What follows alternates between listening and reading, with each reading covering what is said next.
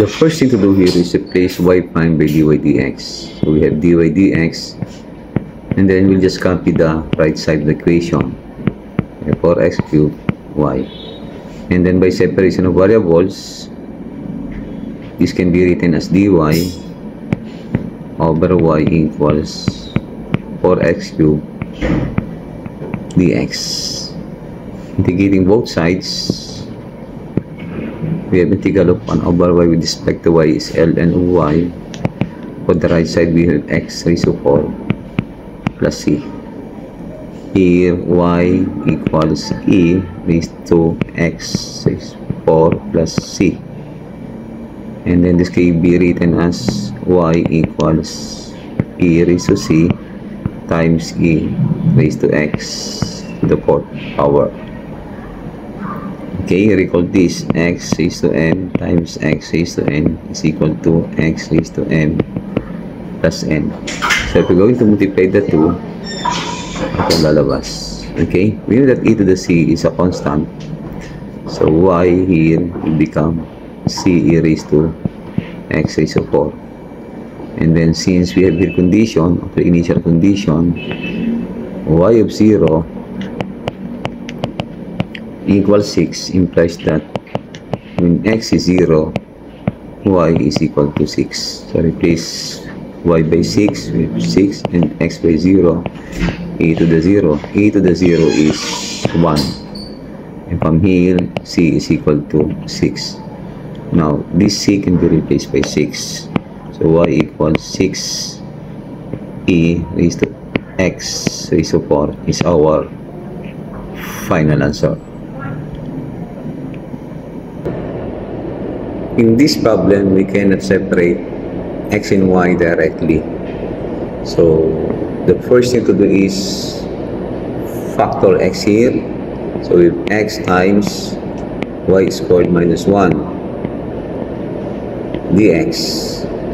And for this one, factor y, if x squared plus 3 and then copy dy equals 0. Now, applying the principle of hila-hila, technique na tinuro ko sa inyo, ito ay hihilahin natin sa ilalim nito. Dito namang isang ito sa ilalim nito. So, ano mayroon sa ating equation?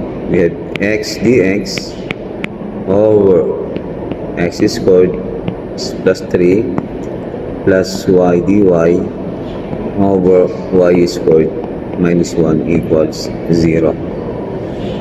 Integrating this, we have integral of x over x squared plus 3 with respect to x is 1/2 ln of the denominator x squared plus 3.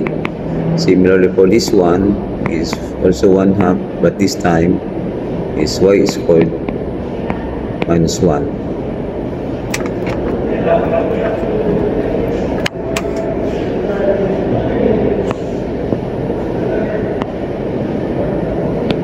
And then equals c. So, paano nakuha itong dalawang ito? Okay. Now, if we let u be equal to the denominator of the first term, x squared plus 3, what is du? Of course, 2x dx. Divide both sides by 2.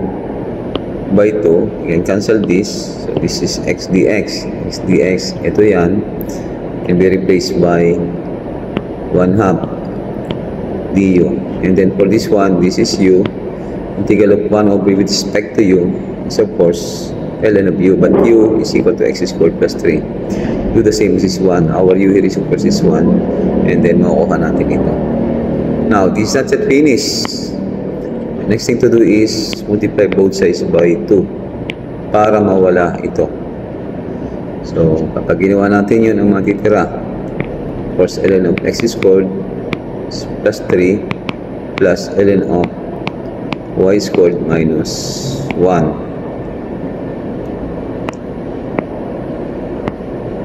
And then we know that 2 times c is of course c.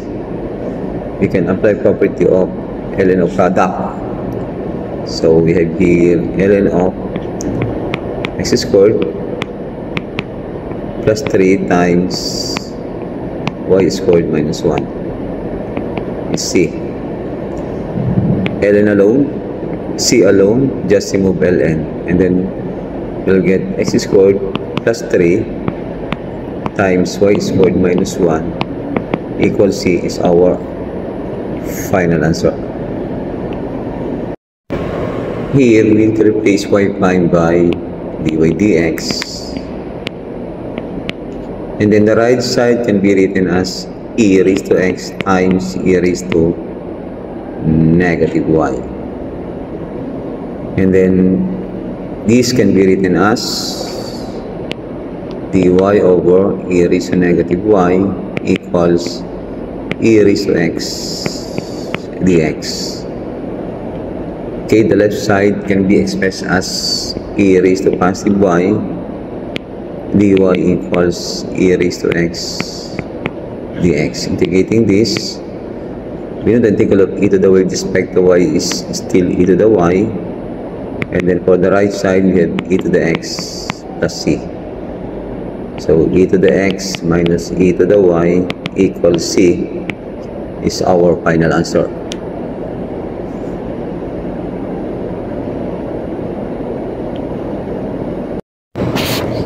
Okay, this equation can be written as x dy dx equals ln of x plus 1. By separation of variables, we have dy equals ln of x plus 1 all over x, and then dx. So integrating both sides, we have y equals, we let u be equal to ln of x plus 1, du equals dx over x. This is dx over x equals du as shown here, and then this is u. Integral of u du is u squared plus 2, of course plus c. But u is ln of x plus 1, so the integral of this is simply equal to ln of x plus 1 raised to 2 over 2 plus c. Applying this condition, when x is equal to 1, y is equal to 2. Replace y by 2, and then x by 1.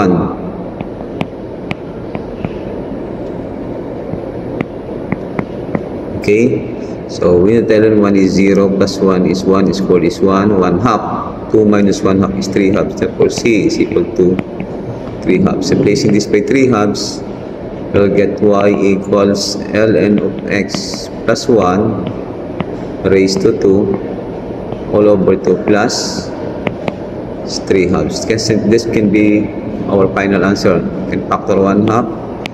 So 1 half times ln of x plus 1 squared plus 3 is our final answer. Separating the variables here, we'll get dr over r equals d theta over cosine squared theta.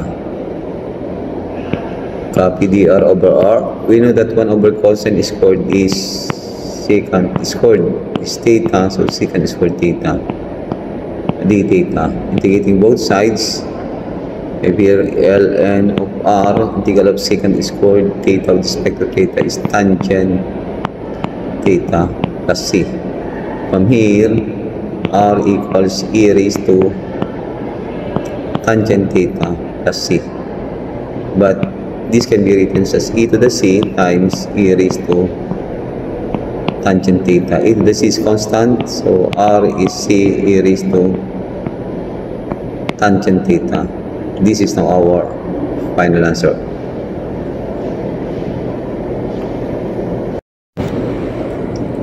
Here, this can be written as dy dx equals x ln of x. And from here, you see that dy equals x ln of x dx. Integrating both sides, so y equals. Now, to evaluate this, we'll use integration by parts. So, integral of u dv is equal to UB minus integral of B du. Okay, in this case, our U is ln of x, where du is of course dx over x, while dv is x dx. And then integrating both sides, you'll get v is x squared over 2. So replace u by ln of x. So we have here ln of x, and then v by x squared over 2 minus the integral of v. V is x squared over 2 times du. Du is dx over x. Okay, now we can cancel this. Then we have here x, integral of x dx, x over 2 with respect to x. But by the way, copy this first. Still x squared over 2 times 2 is x squared over 4, and then plus c. This is now our final answer. You can factor x squared over 4 para hindi na kayo magkamali, hindi ganyan na lang siya. I accept the solution. Okay. Okay, here this equation can be written as what? We have sine 3x, hihilahin natin na rin, over square root of 1 minus cosine 3x, and then dx, cy, hihilahin natin dito sa ilalim ng ln y.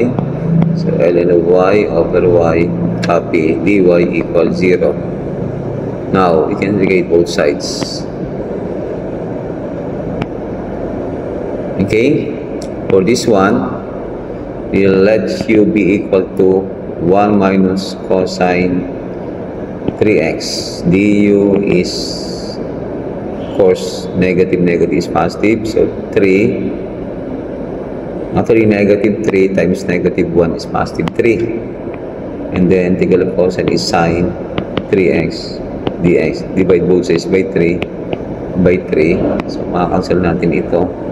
So, as you can see here, we have here sine 3x dx equals du over 3. So, 1/3 integral of du over this one is same as this one, is equal to u raised to 1/2. And then, tataas natin siya. We have 1/3 u raised to negative 1/2 du. Integral of this is u raised to negative 1/2 plus 1 is 1/2. 1, 2, and then may 3 din eh. So, this is 2/3 u. But what is u? 1 minus cosine 3x. So, the integral of first term is 2 over 3 u. U is 1 minus cosine 3x raised to 1/2 can be written as square root. And then plus integral of this. We let u be equal to ln of y. What is du? 1 over y dy or dy over y. So this dy over y is du. This is u. Integral of u with respect to u is squared over 2. But what is u? Ln of y. So the integral of this is 1/2 ln squared y. And then equal to z. Multiply both sides by 6. LCD of 2/3 and 1/2 is of course 6. It will happen. So 6 divided by 3 is 2. This is 4. 4 square root of 1 minus cosine 3x plus 6 over 2 is 3 equals 6 times constant is of course constant, and this is now our final answer.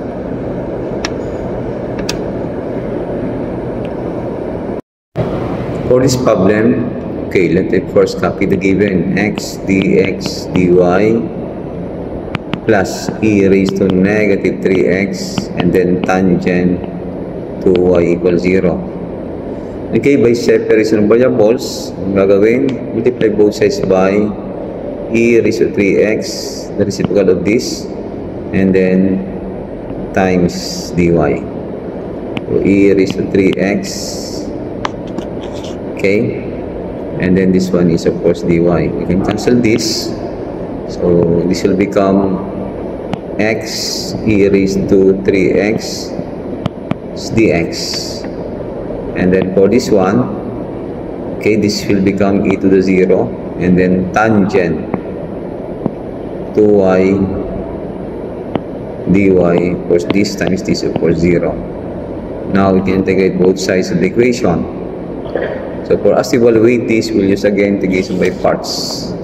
So we let u be equal to x du equals dx, dv is e raised to 3x, b integral of this is 1/3 e raised to 3x, integral of u dv is u b integral of v du. Our u is x, and then v is 1/3 e raised to 3x, and then minus 1/3 e raised to 3x is b, and then du is dx. Okay, and for this one, integral of tangent is ln of secant. So me to din, so just write 1/2 first, and then ln of secant. Let me erase this.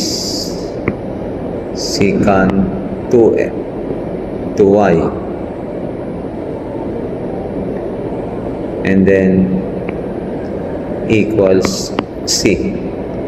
So for this one, by the way, copy 1/3, then x e raised to 3x minus 3 times 3 is 9, so this is 1/9 e raised to 3x plus 1/2 ln of secant 2y equals c. And we can multiply both sides by 18,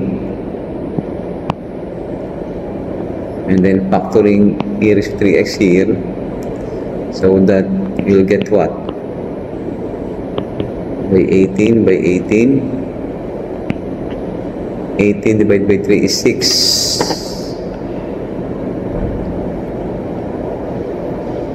6x will factor e to 3x, so e to the 3x,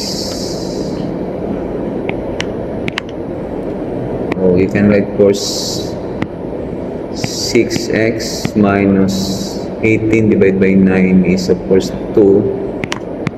This is e raised to 3x. 18 divided by 2 is of course 9.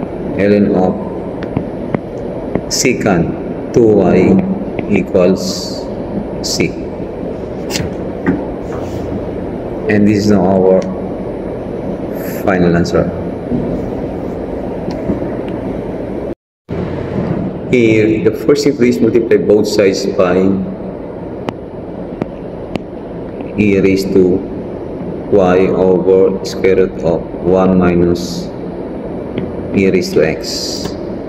So this times this is e raised to x minus y, add exponent, plus y, cancel. Ano matitira? Simply e to the x. And then over square root of 1 minus e raised to x, and then copy dx. And then this times this is of course e to the y dy, ito makakancel, equals 0 times of course 0. Okay, now integrate both sides of this equation. So here we let u be equal to 1 minus e raised to x. So du is negative e raised to x dx, negative du equals e to the x dx. This is e to the x dx equals a negative du over u raised to 1/2 So equals sa negative integral of u raised to negative 1 half du is u raised to 1 half 1 2. So what is u? 1 minus e raised to x. So the integral of the first term is negative 2 square root of 1 minus e to the x. For the second term, simply this e raised to y equals constant. You can multiply both sides by negative 1. So by negative 1, this will become 2 square root of 1 minus e to the x minus e to the y. Negative 1 times constant is still constant. And this is our final answer.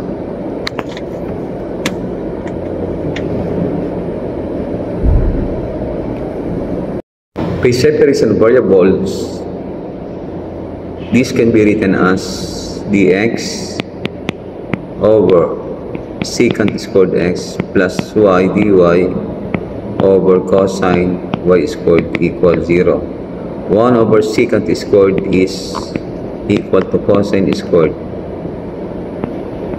And then 1 over cosine is this y, and then secant y squared copy dy equals 0. Okay? Now, this cannot be evaluated directly. Okay, recall this. Cosine squared x equals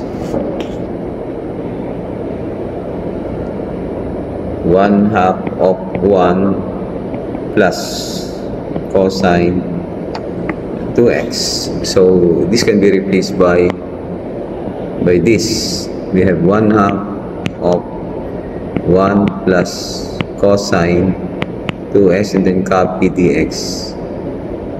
And then just copy this is y secant y squared dy equals 0. Evaluating this, integrate. Integral of this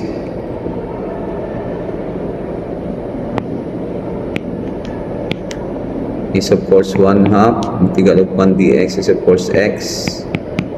Integral of this is 1 half sine 2x. And for this one, we will let u be equal to y squared.